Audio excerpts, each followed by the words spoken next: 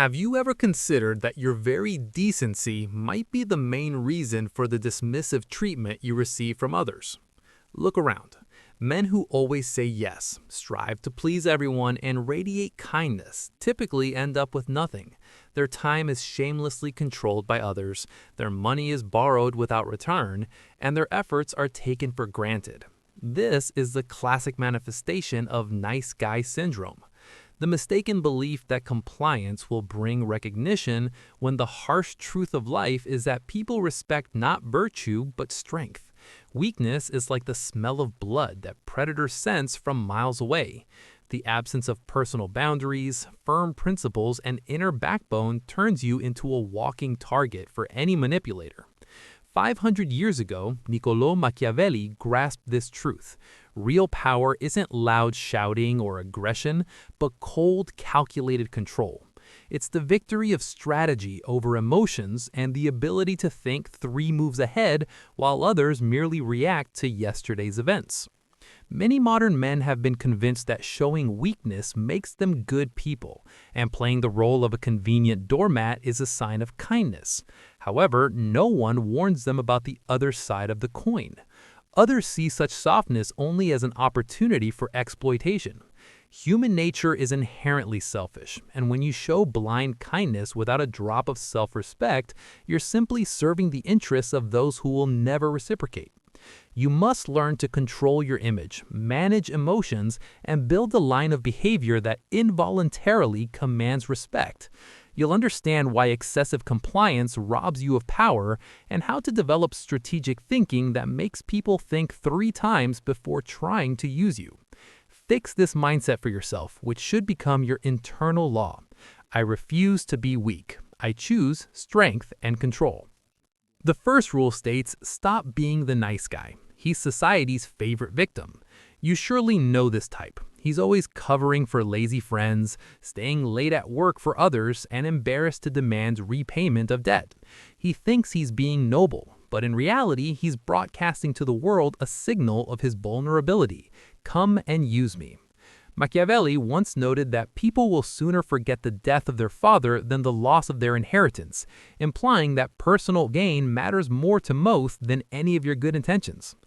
Think honestly, who do you respect more? The buddy who drops everything at your first call, or the one who has his own priorities and can firmly say, I can't? The one who's always available becomes invisible like furniture, and his presence isn't valued. But the help of a person with character is perceived as a valuable gesture, because you know it was his conscious choice, not an inability to refuse. People respect those who have standards and value their own time. Egoists and manipulators unerringly identify the nice guy in the crowd, seeing in him the ideal candidate for solving their problems. Stop being merely convenient and start acting strategically. Help only when it aligns with your goals and put your interests first. This doesn't make you selfish. It makes you a reasonable person acting from a position of strength rather than sacrifice, forcing others to reckon with your decisions. The second important rule is mastering strategic ruthlessness. Being simply good isn't enough. You need to know how not to be good when circumstances require it. Machiavelli wrote that a prince must master this art, because constant softness and forgiveness make you vulnerable to those ready to abuse your nature. Strategic ruthlessness isn't cruelty, but the readiness to make difficult decisions and cut off people who've shown their true face instead of endlessly indulging their disrespect. The essence of this concept is to stop giving endless second chances to people who systematically disregard your time, energy, or personal boundaries. Imagine a situation. Someone borrows money and forgets to return it. A nice guy would start making excuses for the debtor and be too embarrassed to remind them, whereas a strategically minded person clearly indicates that such behavior destroys relationships and draws appropriate conclusions. The same applies to unreliability and rudeness. If an acquaintance regularly cancels meetings at the last moment, a naive person will repeatedly accommodate them, hoping for the best. But a strategist simply stops planning anything with unreliable people. When it comes to open disrespect or condescending tone, trying to appease the aggressor with even more kindness is a road to nowhere. Here, it's necessary either to directly address the problem or completely remove yourself from the situation. It's important to understand that this position has nothing to do with vengefulness or cruelty. This is exclusively about inevitable consequences for unworthy behavior. People treat you exactly as you allow them to, and most people are accustomed to dealing with accommodating individuals ready to swallow any offense for the sake of maintaining the appearance of peace. But as soon as you demonstrate readiness to fiercely defend your standards, the rules of the game change. People realize they'll have to pay for disrespect and begin thinking 3 times before acting.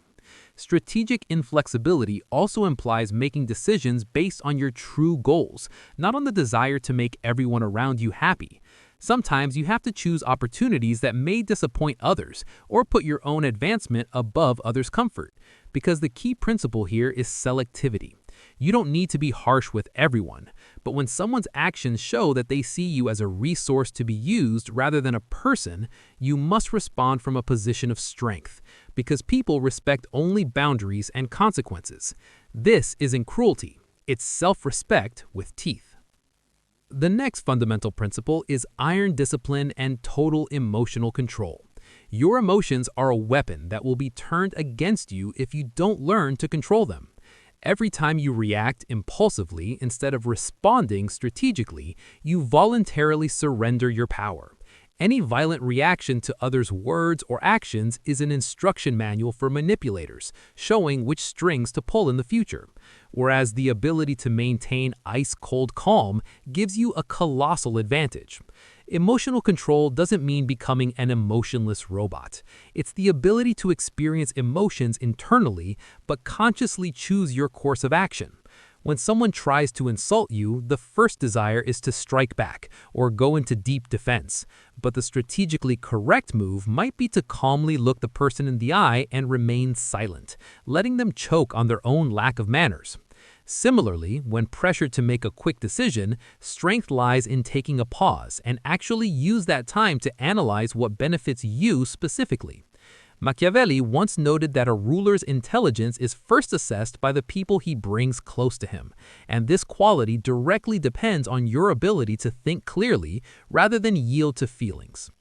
Emotional people make terrible decisions. They choose friends based on momentary comfort rather than loyalty, and make enemies where they could have gained allies simply because they couldn't curb their temperament. A person of strategy, however, chooses environment and battles calculatingly, evaluating long-term prospects and mutual benefit.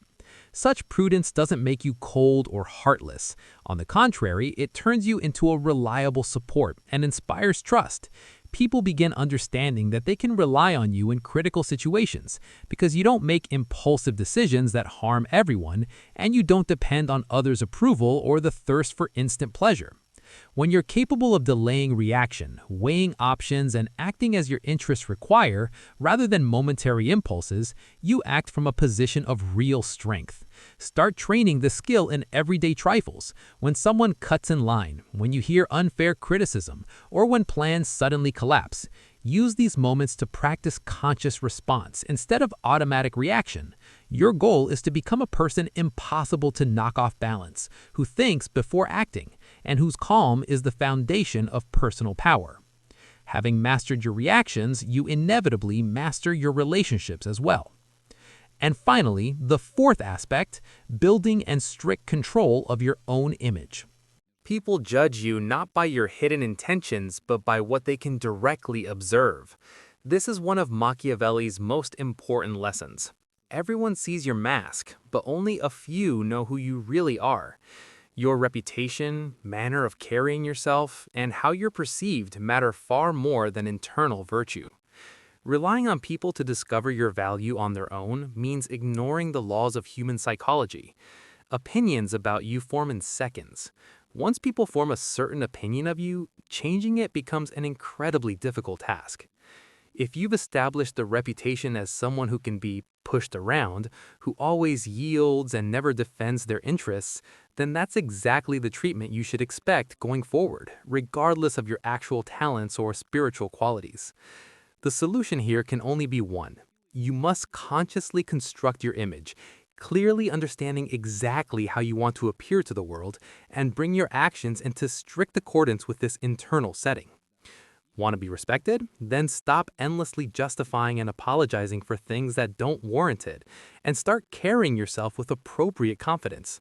Want to be valued? Stop being available at the first call for every passerby, and start selectively approaching what you invest your time and life energy in. Strive to appear strong? Stop avoiding conflicts when your personal boundaries are violated, and learn to calmly but firmly and directly shut down any disrespect toward you. Your image is formed from thousands of seemingly insignificant interactions. How do you react when interrupted? Do you seek approval in your conversation partner's eyes? How are you dressed? How do you stand? And do you maintain eye contact? People constantly observe you and make judgments even when you don't notice. They see whether you laugh at jokes at your expense, whether you retreat under pressure, and whether you keep your word. Each such action either works for the desired image or destroys it. There's no neutral zone here. You're always moving in one of two directions. The most important thing to grasp: in social relationships, perception often becomes reality. If you're read as weak, you're treated accordingly, which makes you feel weak and closes this vicious circle. However, if you consciously broadcast strength, competence, and self-respect, the attitude toward you changes, which only strengthens these qualities within you. Don't let your reputation drift and take control of the signals emanating from you. Otherwise, society will invent a role for you based on observing your behavior, and this role is unlikely to please you. The fifth principle is using silence as a powerful tactical weapon. In the modern world where everyone strives to fill the airwaves with words, explanations, and justifications, the ability to remain silent becomes a genuine form of power. Most men, especially those accustomed to playing nice guys, experience an obsessive desire to fill any pause with talk, explaining their decisions in detail, which actually only betrays their insecurity, dependence on others' opinions, and subconscious request for permission to have their own boundaries. Strategic silence works in several directions simultaneously, making you appear more thoughtful and serious to others. When asked a question and you pause before answering, it demonstrates you're weighing the decision rather than reacting reflexively. Moreover, people organically can't stand pauses and often start saying too much to fill the void, revealing information they plan to hide. Furthermore, cold silence and direct eye contact often become the most devastating response to disrespect or manipulation attempts, leaving the opponent alone with the awkwardness of their own behavior. Sometimes the wisest decision is keeping your thoughts to yourself until the perfect moment, using delayed reaction tactics. When presented with unreasonable demands, instead of instant refusal or argument, simply say, "I'll think about it," and fall silent, shifting the burden of proof to your conversation partner. The phrase, "give me time to weigh this," backed by silence, shows you don't make impulsive decisions under pressure. And in cases of unfair criticism, the absence of your defensive reaction often makes the attacker doubt their own righteousness. Silence creates an aura of mystery because people are always drawn to what they can't fully understand or predict. This isn't a call to withdrawal, but a strategy of selectivity. When you don't scatter opinions left and right, each of your words acquires special value and begins to be listened to with doubled attention. Practice being comfortable in pauses, allowing others to wonder about your train of thought, and use silence to create an atmosphere of respect and hidden strength around yourself. The sixth point states, be useful but never be harmless. Understanding the fundamental difference between these concepts draws a clear line between men who are genuinely respected and those who are simply used for others' interests. A useful person can solve complex problems, create real value, and change situations for the better, while a harmless person simply avoids any conflicts and agrees to all conditions just to preserve the illusion of peace. People respect useful individuals because they make life better, but often shamelessly use those who are simply harmless, knowing no punishment will follow for bad treatment. Machiavelli once noted, "A lion cannot protect itself from traps, and a fox from wolves. Therefore, one must be a fox to recognize traps and a lion to frighten predators. This means you need the insight to notice in time when you're being used, and sufficient inner strength to give decisive rebuff. Being useful means possessing skills, knowledge, and resources that have real value in others' eyes. This is a state where you're sought for your contribution, not because of your inability to refuse. Conversely, being harmless means avoiding any escalations, staying silent when you should raise your voice, and allowing yourself to be walked over just to avoid conflict. Such a person mistakenly believes he's good because he doesn't create problems, but in reality he only enables others' audacity, making life worse for everyone, including himself. If you witness injustice but stay silent to avoid involvement, this is a manifestation of harmlessness, not virtue. When someone systematically abuses your kindness and you tolerate it for the sake of preserving peace, this isn't mildness of character, but banal weakness. Watching decisions being made that will harm people and not intervening out of fear of appearing toxic means depriving others of necessary support while hiding behind the mask of harmlessness. Harmless people aren't respected because they cannot be relied upon in difficult moments. Everyone knows that when the situation requires a firm position, such a person will find an excuse to disappear. Useful people, on the contrary, take responsibility and are ready to endure discomfort for a higher purpose. This isn't about seeking quarrels or aggression, but readiness to be the bad guy when necessary. Have a difficult conversation, establish firm boundaries, or take sides, refusing attempts to please everyone. It's precisely useful individuals who are trusted with important tasks, knowing they'll handle any challenges, however unpleasant. Harmless people aren't entrusted with anything significant because there's no confidence they'll withstand pressure, so their lot is oblivion or exploitation. Strive to become someone who can be counted on in any situation, and choose the path of real usefulness rather than passive safety. The seventh rule states, remain unpredictable. Because those whose actions are easy to predict are inevitably used, whereas mystery breeds respect. If people know exactly your reaction to pressure, flattery, or guilt, they turn this knowledge into control levers to get what they want. Such predictability reduces you to the role of a convenient tool in others' hands, depriving you of the status of a person to be reckoned with. Machiavelli claimed that those desiring constant success must change their behavior in accordance with the spirit of the times. The essence isn't being unreliable or chaotic, but thoughtful variability, making decisions based on the requirement of the specific moment rather than following automatic patterns. Sometimes it's worth agreeing immediately, sometimes taking a pause to think, and sometimes politely refusing, forcing the conversation partner to argue their request, rather than simply counting on your submissiveness. Faced with pressure, you can show firmness, simply walk away silently, or return the tension to the conversation partner by asking why the rush for your decision. If someone shows disappointment in you, react differently. Acknowledge the mistake if it's real, completely ignore manipulation, or directly point out that others' unjustified expectations aren't your responsibility zone. This tactic performs several critically important functions. First, people stop perceiving your agreement as a given and begin treating each interaction as a unique event. Second, the impossibility of predicting your reaction forces others to reckon with you as a person, rather than simply pressing familiar buttons. Third, your yes gains genuine weight because everyone knows you could have said no, and your support becomes a valuable privilege. Finally, this protects you from the inertia of habits that harm you, allowing you to act based on current priorities rather than old schemes. The main thing is to rely on common sense in each specific situation, asking yourself what would be the right decision here and now. Remember, predictability is vulnerability, and when people can't calculate your moves, they lose the ability to control your behavior. This is what most men will never understand. The surrounding world rarely gives due to virtue alone. It bows its head before strength and power, recognizing those who've grasped a simple truth. Respect is the result of clearly built personal boundaries, not endless concessions.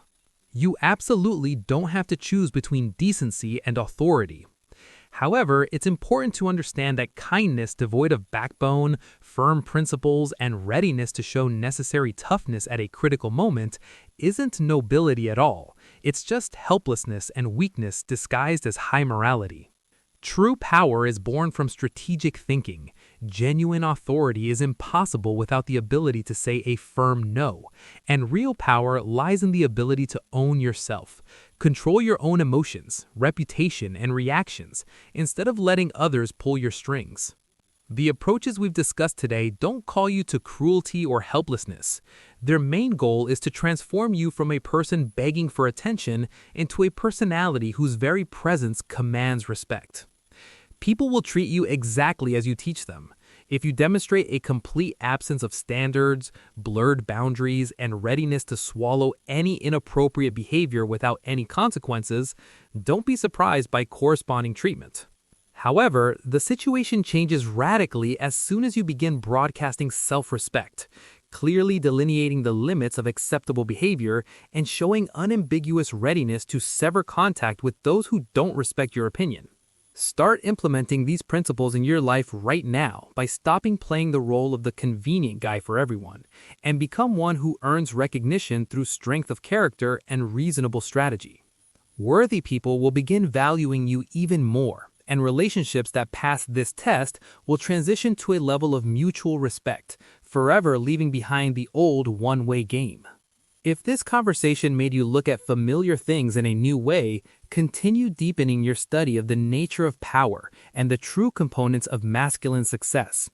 Accept as an axiom this firm internal setting: I refuse to be weak. I consciously choose strength and complete control over my life.